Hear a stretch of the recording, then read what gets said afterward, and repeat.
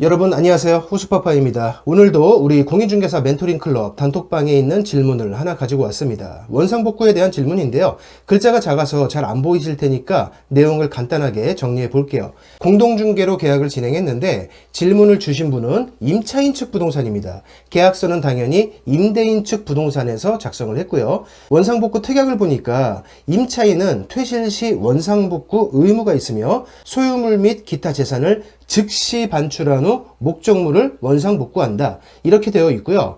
괄호 안에 원상복구의 기준에 대해서 적혀 있습니다. 을이 인도받은 상태 및 구조물, 벽면, 천장 등의 부착물을 완전히 철거하고 파손된 벽면, 천장, 바닥 등에 대해서 보수를 완료한 일반적인 사무실의 형태, 이렇게 적혀 있다고 하는데 그 일반적인 사무실의 형태라는 이 단어가 좀 애매하지 않나요? 좀 더 자세히 적어두지 않으면 추후에 분쟁이 생기지 않을까요? 요약하면 이런 내용의 질문이에요.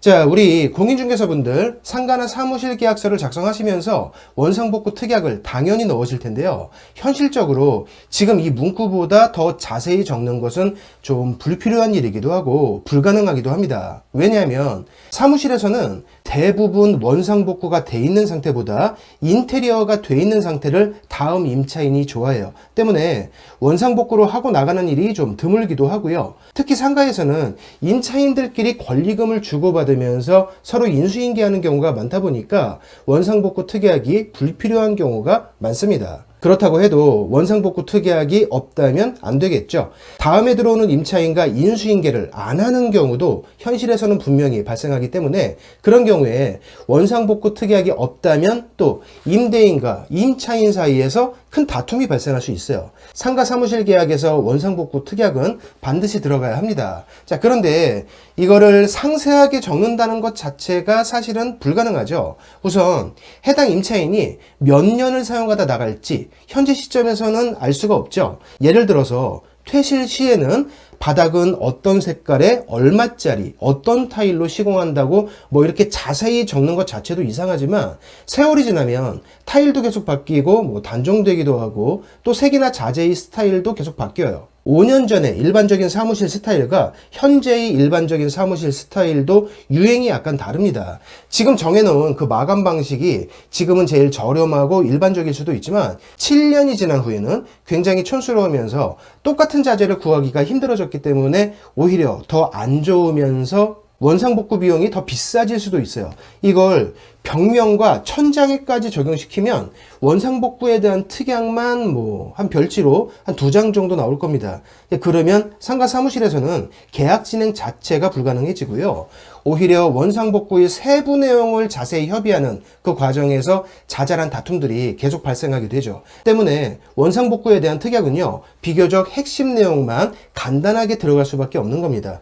협의가 완료된 상황에 대해서는 특약을 자세히 적는 것이 좋지만 모든 특약들을 다 너무 상세하게 하려고 해도요, 조율하는 단계에서나 또는 나중에 퇴실하는 단계에서 임대인과 임차인 사이에 불필요한 감정 소모와 다툼들이 발생할 수 있다는 거예요. 오히려 그것 때문에 다시 한번 말씀드릴게요. 조건을 조율하시면서 협의가 완료된 특정한 내용에 대해서는 자세한 내용을 특약으로 남기는 것이 좋다. 하지만 모든 특약을 모두 다 상세히 하려고 하면 오히려 불필요한 다툼들이 발생하고 계약이 진행되지 않는다. 자, 특약은 이렇게 하시는 것이 좋습니다. 임차인에게 그 원상복구의 의무가 있다는 점과 그 원상복구의 범위까지만 적어주시는 것이 좋아요. 많은 공인중개사분들이 지금 보시는 것처럼 퇴실 시 원상복구의 의무가 있다는 내용만을 기재하시는데요. 이렇게 하시면 퇴실 때 분쟁이 자주 발생합니다. 왜?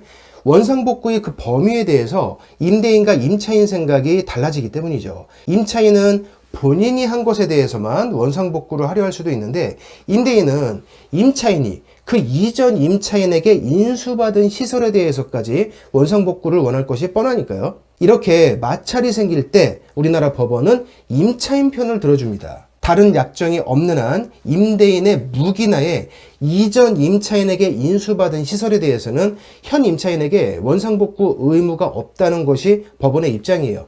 우리가 일반적으로 생각하고 있는 그 상식과는 좀 다르죠. 때문에 추후에 이 내용을 알게 되는 임차인은 퇴실할 때 이 판례를 들면서 본인이 추가한 것만 원상복구를 하려고 합니다. 임대인 입장에서는 계약 당시에 자기들끼리 시설을 인수인계하겠다는 그 임차인들의 편의를 그냥 봐준 것 뿐인데 굉장히 난처해지죠. 때문에 원상복구 특약은 이렇게 적어주시는 것이 나중에 발생하는 분쟁을 예방하기 위해서 좋아요. 임차인은 퇴실 시 원상복구의 의무가 있으며 임차인의 편의에 따라 이전 임차인에게 인수받은 시설에 대해서도 유무상을 불문하고 원상복구의 의무가 있다. 문구를 이렇게 적어주시는 것이 좋습니다. 자, 이거는 임차인에게 불리한 것 아니냐 이런 생각이 들 수도 있지만 저는 이 문구가 양쪽 모두에게 공평하다고 생각합니다.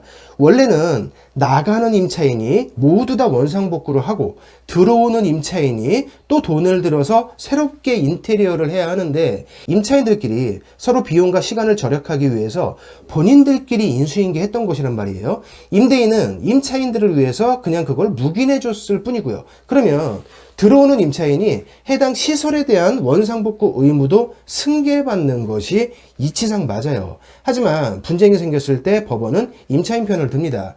임대인과 상관없는 그 시설물들에 대한 원상복구 비용을 임대인이 내야 한다고 판시하고 있어요. 단 다른 약정이 없다면 이란 전제를 깔고 있죠. 때문에 임차인들끼리 서로 편의에 의해서 시설을 인수인계할 때는 우리 공인중개사가 원상복구 특약을 이렇게 넣어주는 것이 공평하다는 게 제 생각이고요. 저는 실제로 여태까지 항상 이 문구를 사용해 왔습니다. 그리고 문구를 이렇게 작성해야만 임차인이 퇴실하는 그 나중 상황에서 임대인과 임차인 간에 원상복구 문제로 다툼이 생기지 않아요. 여러분도 참고하시기 바랄게요. 자, 오늘은 상가 사무실의 계약서를 작성할 때 들어가는 원상복구 특약에 대해서 이런저런 얘기를 해봤는데요. 특약은 되도록 간결하고 정확하게 작성하는 것이 좋습니다. 하지만 나중에 혹시라도 생길지 모르는 그 분쟁들 이런 것들을 미리 예방하려는 목적에서 자세한 협의가 필요 없는 그 모든 내용들까지 전부 다 미리부터 특약으로 상세히 정하려고 하면요, 오히려 그것 때문에 생기지 않아도 될 그런 분쟁들이 생길 수 있다는 점, 이 부분 참고하시고요. 방금 전에 제가 사용한다고 말씀드린 그 특약도 현장에서 꼭 참고해 보시기 바랍니다. 오늘 영상은 여기서 마치겠습니다. 고맙습니다.